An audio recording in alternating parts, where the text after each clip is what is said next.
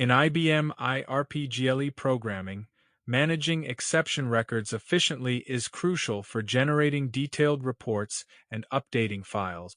One powerful tool for handling exceptions is the accept opcode. Let's dive into a practical example. Imagine we have a file called emphdr, which contains employee details. In this example, we're processing records from the emphdr file to generate a report. The accept opcode is used at different stages of processing. First, we use accept header to write the report header.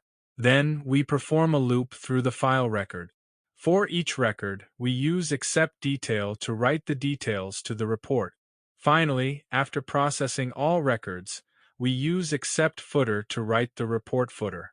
The output of this program would be a formatted report, listing employee details with headers and footers. In summary, the accept opcode in RPGLE is a versatile tool for handling exceptions when generating reports or updating files on the IBM RPGLE. It allows programmers to easily manage different sections of their output, ensuring that reports are clear, organized, and informative. Thank you for watching our video tutorial on the accept opcode in IBM RPGLE by Programmers.io. Stay tuned for more tips and tricks on RPGLE programming. Don't forget to like, subscribe, and leave your comments below.